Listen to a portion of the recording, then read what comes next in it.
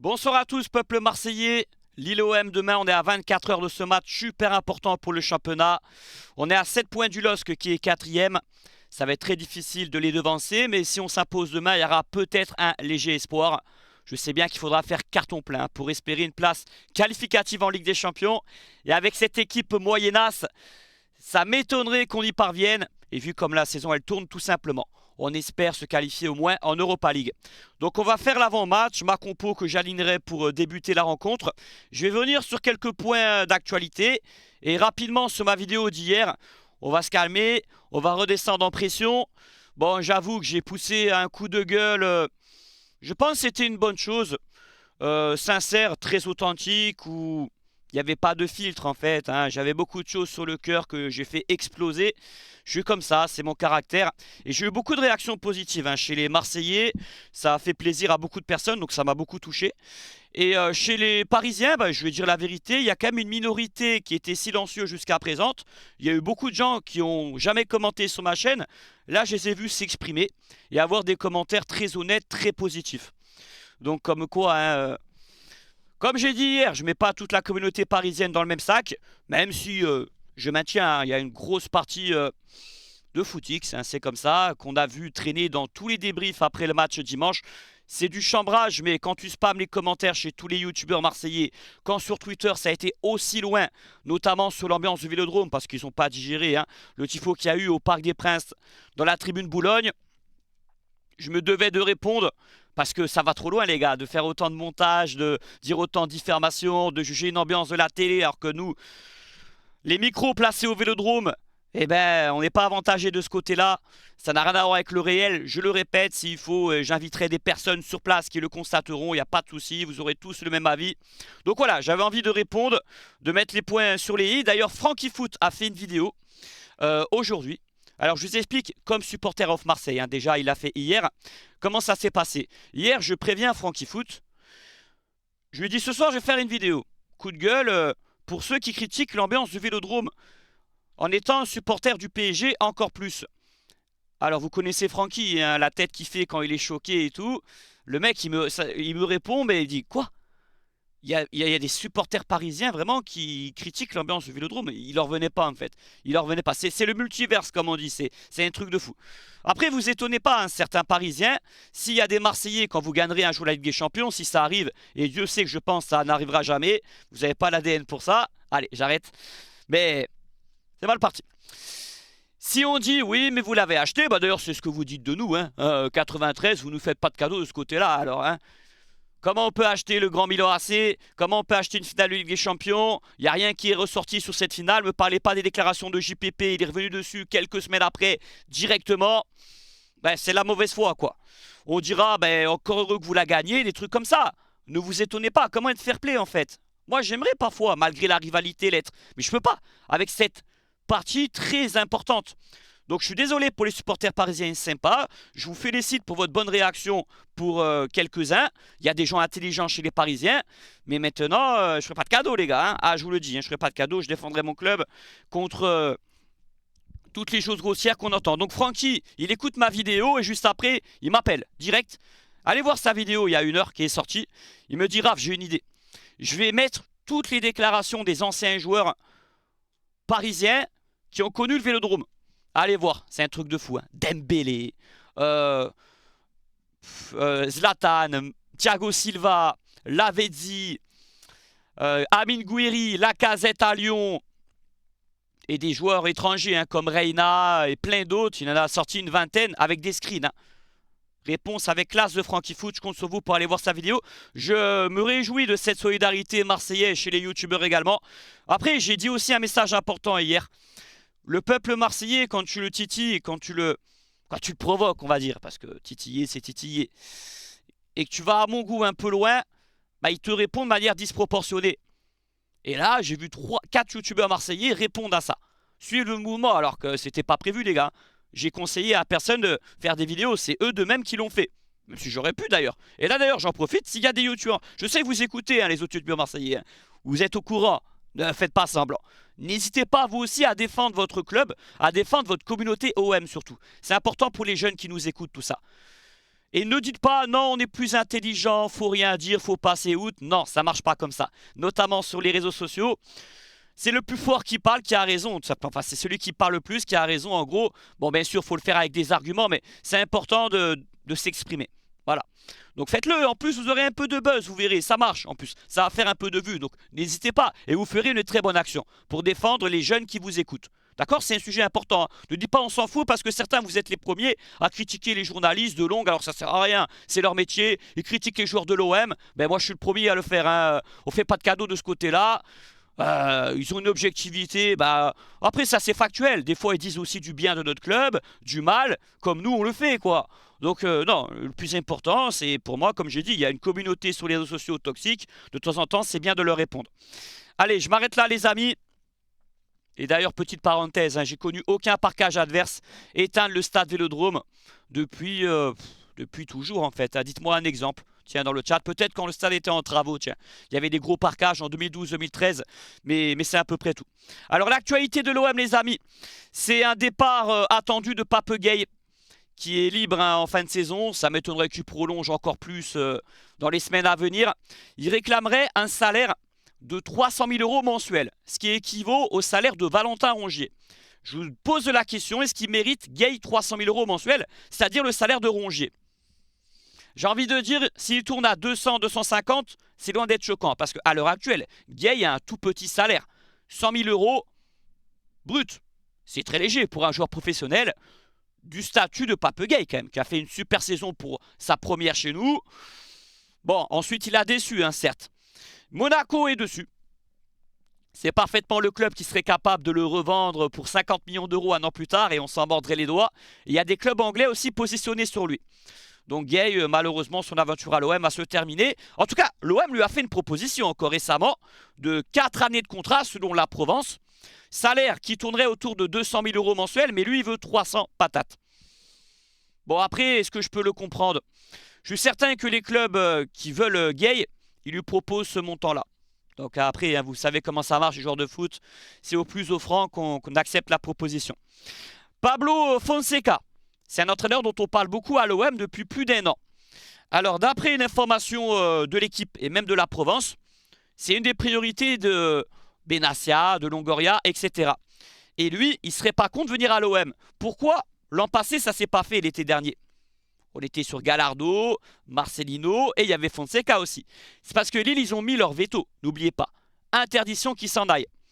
Après, vous allez me dire, ça dépend si Lille est qualifié en Ligue des Champions. Et nous, par exemple, il n'y a pas de Coupe d'Europe. C'est un critère, mais ce n'est pas déterminant non plus. Pourquoi? Imaginez, Lille finit ce podium. Fonseca, il va se dire quoi? Ben, j'ai réussi ma mission. Je ne peux pas faire mieux en tant qu'entraîneur du LOSC. Donc c'est le moment de partir sur une bonne note. Et d'arriver à l'OM, un club beaucoup plus prestigieux, beaucoup plus emblématique, beaucoup plus excitant que Lille, hein, sans manquer de respect les Lillois. En plus, c'est l'avant-match Lille-OM, il y en a des qui vont voir ma vidéo, mais c'est pas grave. C'est plus excitant de signer à l'OM cet été parce qu'en plus, tu auras beaucoup de chances de redresser le club et de faire mieux que cette saison. Après, il faut aussi un peu de matière. Il faut qu'il y ait des moyens financiers, certes. Et de ce côté-là, on peut être un peu inquiet s'il n'y a pas de Coupe d'Europe. Alors, Jean-Louis Gasset, il s'est exprimé sur les absents demain en conférence de presse tout à l'heure. Il a dit que Mbemba serait trop juste malheureusement, même si on est bien content que ce ne soit pas trop grave. Hein. Il sera là contre Benfica dans une semaine pour le match aller. Murillo a repris l'entraînement avec le groupe. Il s'entraîne sérieusement, mais il ne veut pas prendre de risque pour demain. J'ai envie de dire, c'est peut-être un peu dommage. Hein. Mais Klaus, il ne sera pas là jeudi prochain contre Benfica. Donc, s'il n'y a pas Murillo, ben, on jouerait avec Garcia latéral droit. Bon, pour moi, demain, c'est très important. J'en parlerai tout à l'heure. Mais tu ne peux pas mettre un joueur non plus s'il est à 80% de ses moyens et qui revient d'une blessure longue de plus de 2 mois à Murillo tout de même. Et sinon, les absents habituels, hein, Sarr, Klaus, Rongier, Meïté. Donc, je donne la compo que je mettrai demain en photo à votre droite, les amis. Je mettrai Lopez dans les buts, défense centrale, on n'a pas le choix. Balerdi aux côtés de Gigot. Les deux vont bien, hein. Il y avait quelques incertitudes, mais non, ils sont à 100%, heureusement. Merlin à gauche, à droite, Ulysse Garcia. Comment faire autrement, les amis? On ne peut pas jouer à 5 derrière, à moins de faire du bricolage et de reculer Kondogbia ou Gueye en défense centrale. Milieu de terrain, j'ai fait une erreur d'ailleurs. J'ai mis Gay, mais je mettrais Kondogbia, malgré son mauvais match contre le PSG, à côté de Veretout. Et j'inverserai Amin Harit et Ndiaye en fait. Bon, les raisons sont simples, hein. Vous savez, Ndiaye sur un côté, ça ne matche pas. On l'a encore vu contre le PSG. Il a vraiment pas été bon, il n'a pas influé sur le jeu. Et Amin Harit, pourtant je disais l'inverse en début de saison. Harit, sa meilleure position, c'est axial également. Mais quand on le voit sur un côté, on l'a vu l'an passé un peu sous Tudor, où c'était plutôt côté gauche, hein, il repiquait beaucoup dans l'axe. Là, on lui demandera d'être ailier droit. Sous Sampaoli, il y avait un match Europa League, il jouait pur ailier droit. Il avait fait un sacré numéro. C'est Karabag ou je ne me rappelle plus exactement. Donc je testerai Harit sur un côté, vraiment pur ailier. Ndiaye en meneur de jeu, numéro 10, hein, je dis bien. Donc là, c'est un vrai 4-2-3. Hein. Aubameyang, plutôt côté gauche. Et Moumbagna en pointe. Parce qu'on est beaucoup à vouloir dans le 11 de départ. Hein. Il joue trop peu en ce moment. Alors c'est loin d'être le plus mauvais, même si c'est pas Mamadou Niang, je répète. Et j'ai envie de voir ce que ça donne demain à Lille. En tout cas, c'est un joueur qui se montre. Ça me rappelle Bamba Dieng. Comme Moumbagna, il est sur le terrain, il se crée beaucoup d'occasions. C'est vrai ce que je dis. Même si Bamba, il allait plus vite, il était plus rapide. Il était peut-être encore plus maladroit que Moumbagna. Donc dites-moi ce que vous en pensez hein, de ma compo pour demain. Remplaçant, il y a Gay. Il y aura des jeunes hein, certainement qui seront appelés, dont certains qui font partie du parcours de la Gambardella. D'ailleurs, j'annonce, hein, je commenterai la demi-finale de Gambardella. Ça, c'est obligé. En direct sur YouTube. Et qui sait qu'il y a d'autres remplaçants comme joueurs professionnels? Laissez-moi réfléchir 2 secondes. Correa. D'ailleurs, Correa, Gasset, il a dit que c'était un joueur d'axe, vraiment. On l'a mal utilisé, hein, ce mec, même s'il n'a pas fait les efforts pour s'imposer. Il se réveille trop tard. Il a été dans le bureau de Gasset hier en lui disant « J'aimerais m'exprimer, j'aimerais avoir du temps de jeu. » Et Gasset lui a dit honnêtement, ça va être dur. Hein. Lâche rien, mais il y a du monde à ce poste-là. En tout cas, lui, il ne veut pas le faire jouer sur un côté. C'est soit, c'est seulement 9 Correa. Peut-être qu'il rentrera demain avec tous les absents. Et pardon, Luis Enrique. Les gars, il y a débat. Hein. J'ai mis Harit, Ndiaye, mais on peut mettre Enrique titulaire. Je suis partagé. Là, c'est un match à l'extérieur. Certes, la puissance de Enrique, ça peut être quelque chose d'intéressant, mais je ne sais pas quelle configuration. Lille, c'est quand même une équipe qui a la main mise sur le ballon, qui aime la possession à l'image de Fonseca. Et peut-être qu'on jouera un peu plus en contre-attaque, entre guillemets, même si on a besoin des 3 points demain. Un match nul serait un mauvais résultat comptablement. Pour la 4e place, ça serait terminé. Et pour les places en Europa League, bon, ce serait un résultat moyen. Peut-être que j'exagère un peu si on fait nul demain. Parce que le match à Lille demain, on va se mettre d'accord. C'est le plus compliqué de cette fin de saison. Il reste 7 matchs. Hein. On reçoit Nice, on reçoit Lens. Ensuite, les quarts derniers, c'est très abordable sur le papier. On va finir en boulet de canon. Il y aura des joueurs qui vont venir de blessures. Peut-être qu'il n'y aura plus la Coupe d'Europe, hein, certainement. On va gagner nos 3-4 derniers matchs. Mais là, il y a 3 chocs. Lille, Nice et Lens. On va essayer de prendre au moins 7 points sur 9. Donc voilà, est-ce que vous mettez Enrique ou vous le mettez remplaçant comme moi? Dites-moi en commentaire. Sinon les amis, j'aimerais parler de la polémique qu'il y a eu cette semaine. Je devais en faire une vidéo spéciale hier, mais à cause des Parisiens ou grâce aux Parisiens, je me suis porté sur un autre sujet. J'ai hésité hier matin à soit parler des South Widers et la polémique du Tifo hein, pour l'humoriste Bougueraba, comédien plutôt. Qu'est-ce que j'en pense, Marseillais? Je suis très partagé. Alors déjà, les South Winners, faut savoir que c'est un groupe de supporters qui est là depuis bientôt 40 ans, en 1987, qui a fait beaucoup de bien au supporterisme, au mouvement ultra à Marseille. C'est un groupe renommé dans le mouvement ultra en France, qui a le plus grand nombre de membres, 7200 en total. Ils sont devant les Bad Gones, par exemple, qui sont eux 2e. Donc rien que ça se respecte. Ils sont au virage sud. Ils ont la particularité d'être orange. C'est un des symboles du groupe. On ne sait pourquoi. Hein, pour au départ s'opposer un petit peu au Cop of Boulogne. À la fin des années 80, qui a été créé, d'ailleurs, bon, c'était à la même période. Parce que la date de création du Cop of Boulogne, certains disent que c'est... Bon, ça dépend des gens. Hein. En tout cas, le premier groupe ultra en France, c'est à Marseille. Hein. C'est le CU84 en 1984, fin août. C'est nous les premiers. C'est pas le Cop of Boulogne. Donc, je disais, les Winners, c'est un groupe à part. Ils ont vraiment leur indépendance, hein, comme ils disent dans certains chants. Les Winners, c'est à Marseille, le symbole de l'indépendance. Ils sont nés le long de la Méditerranée, etc., etc. Il y a des fois Ils sont, même, parfois, même souvent, hein, ils sont à l'opposé de tous les groupes de supporters. Je dis pas qu'ils ont raison, qu'ils ont tort. On se rappelle bien sûr du clash qu'il y a eu avec Deschamps, mais il n'y avait pas que les winners aussi qui ont fait grève au Vélodrome contre le Bayern Munich, hein. Tous les groupes de supporters, à part les fanatiques, ont bâché à l'envers et n'ont pas encouragé l'équipe ce jour-là. D'accord? Mais c'était eux peut-être à l'origine du clash entre Deschamps, Anigo. On sait que plusieurs membres des Southerners étaient proches de José Anigo. Donc ils ont été très critiqués là-dessus. Bon, juste une anecdote. D'ailleurs, il y a le président des Dodgers, Cataldo, qui a reconnu il y a quelques années que c'était une erreur de faire grève en quart de finale de Ligue des Champions. Donc les groupes de supporters, parfois, ils font des erreurs. Ça arrive. On est en droit de ne pas être toujours d'accord avec eux, mais on est dans le devoir de les respecter. Parce qu'en termes de tifo, d'animation et de puissance vocale, les winners, c'est top 2 au stade Vélodrome. Top 2. Premier, deuxième, chacun dira ce qu'il veut. Ça fait partie des deux groupes les plus bruyants dans ce stade, parmi les 7 qu'il y a au total. Donc, vous voulez quoi en fait? Certains, ils veulent leur dissolution sur Twitter, hein. C'est malade, hein. Bon, certains, ils sont contre certaines têtes, même là-dessus, hein. On pourrait en rediscuter parce qu'il y a des gens, bah tiens, Rachid Zeroual, c'est aussi quelqu'un qui a fait beaucoup pour la ville de Marseille, beaucoup pour les associations. En fait, il a fait une intervention il y a quelques mois, très honnête, qui retrouve sur le site du club ou sur YouTube. Il est connecté à tout ce qui se fait dans cette ville.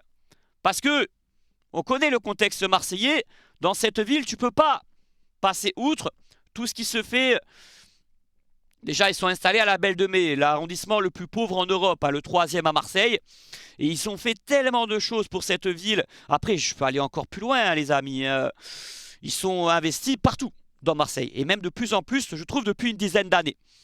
Je trouve que moi, c'est une bonne chose. Et le clin d'œil pour Bougueraba, c'est un jeune Marseillais, pur Marseillais, qui a été abonné chez les Winners, c'est un fait, c'est réel, qui supporte l'OM aussi, et qui va remplir le Vélodrome. Donc c'est une fierté pour Marseille. Après, il n'y a pas trop de lien avec l'OM. Bah oui, c'est pas un ancien joueur, c'est pas un ancien président, mais c'est un supporter de l'OM. Donc on peut être partagé. Il y avait peut-être mieux à faire. Oui, faire un tifo pour Guérès, pour Pape Diouf, bien sûr. Mais les gars, le tifo en Ganais, c'est bonus, c'est une option, d'accord? Eux, ils vont faire le tifo, hein, en virage, hein, d'accord? Donc, en plus, ils rajoutent un tifo en Ganais. Donc, c'est du bonus, les gars. Autre chose, est-ce qu'il y a un coup de pub? Est-ce qu'il y a de la magouille? Je sais pas quoi. Bon, Bougueraba, il n'a pas eu besoin de faire le plein. Il n'a pas eu besoin de compter sur les winners pour faire le plein, hein, d'accord? Le Vélodrome, il est déjà plein à craquer. Donc, vous pouvez pas prouver que c'est un coût commercial en quoi? Amazon Prime? Mais non, pas du tout. Ça n'a rien à voir avec le fait qu'Amazon, ils vont diffuser également son spectacle fin juin. Rien à voir, les gars. Rien à voir. Bon, Bougueraba, ça lui a fait plaisir. Après, je sais pas. Alors, il y a peut-être un côté gênant. Vous allez me dire certains, ouais, il aurait dû refuser parce que... Mais tu peux pas avoir la tête sur les épaules quand on te propose un tifo comme ça. Et surtout, vu la notoriété qu'il a, hein, plus de 2 millions d'abonnés. Enfin, tout le monde, il est très très connu, ce mec. Voilà, il est en plein prime. Donc, à sa place, beaucoup n'auraient pas la lucidité de refuser ou quoi que ce soit. Et puis, il n'y a pas scandale pour moi. Mais je peux comprendre une chose. C'est vrai, même Rachid Zeroual et son noyau le sait, ça. D'accord? Il y a eu une discussion même qui a été avouée au sein des Winners où certains n'étaient pas d'accord avec ça au début. Est-ce qu'on le fait, ce tifo, est-ce qu'on le fait pas? Parce que c'est pas dans les codes du mouvement ultra. Les animations, il y a des codes dans les spectacles, au niveau pyrotechnique, au niveau des tifos à base de feuilles de papier, les grandes voiles, etc. C'est vrai que c'est rare ces tifos, mais Marseille, c'est à part quelque part. On est les précurseurs dans tout à Marseille. L'OM et pas l'OM. Tout est différent chez nous, dans cette ville du moins. Moi, je vis à Marseille, mais je ne suis pas né à Marseille, hein, vous le savez. Mais vous avez compris.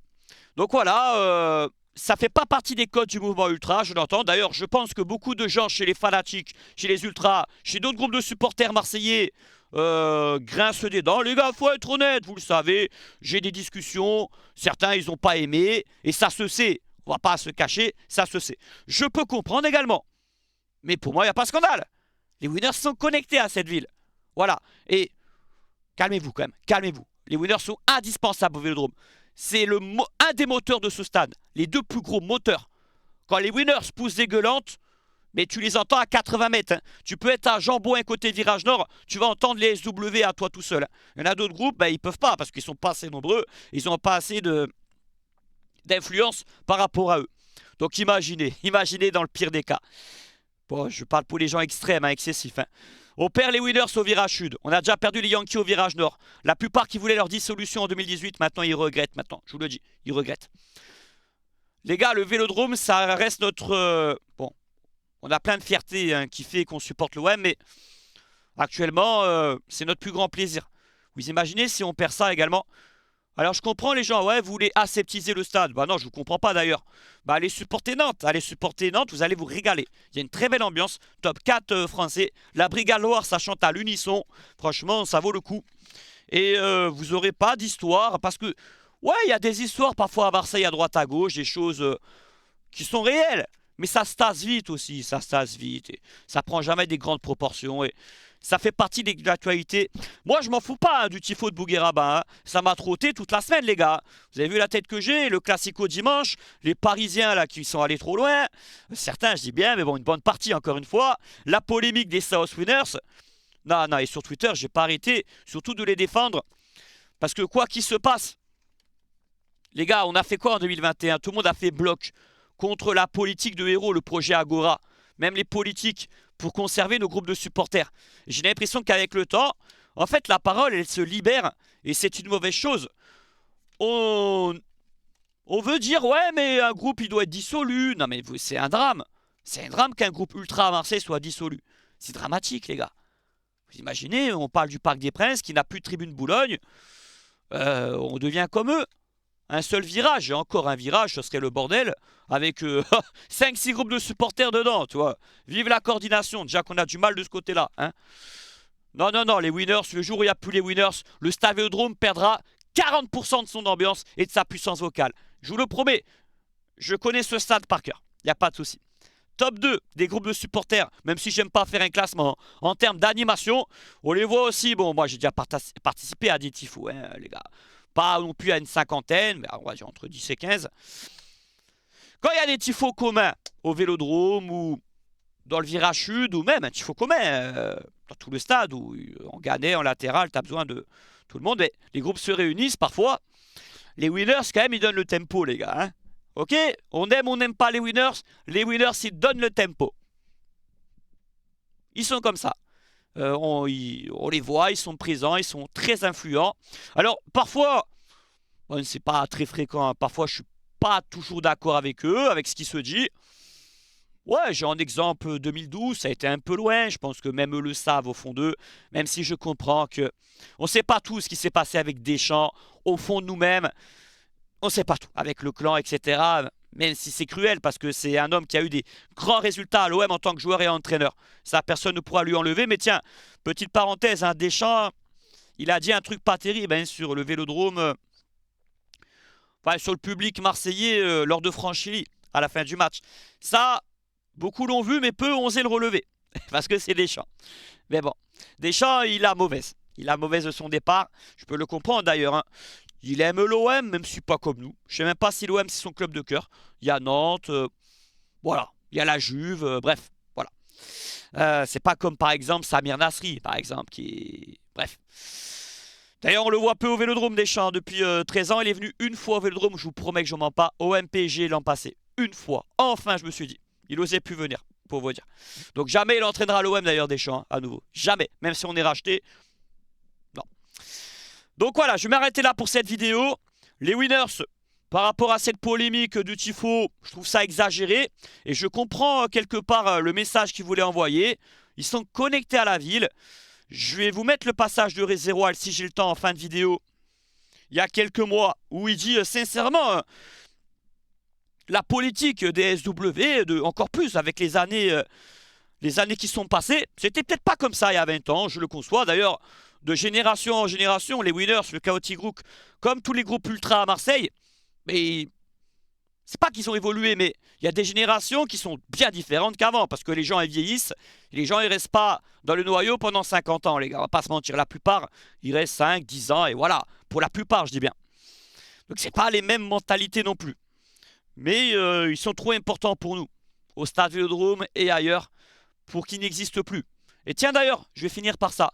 Il y en a des qui vont dire, ah bah tiens, on laisse le virage sud aux ultras, au CU 84. Très bien, j'adore le CU. Et ils sont très en forme au Vélodrome depuis la couverture depuis 10 ans. C'est dans le dur le CU là. Juste avant justement la période 2010, tout ça, il y avait une grosse baisse d'ambiance dans leur zone vraiment. Mais là, ils se sont bien renouvelés hein, avec une belle jeunesse qui est arrivée. Le CU 84 en bas du virage sud. On leur laisse ce virage et on met des capots en haut du virage sud. Certains vont penser à ça. Mais non. Mais non. Tu vas perdre beaucoup en puissance vocale et en ambiance tout simplement. Parce que le gros noyau des winners, de motivés et d'acharnés, mais certains, ils vont déserter le stade, certains, pas tous, pas tous, mais le noyau principal, le plus actif, ils vont être dégoûtés.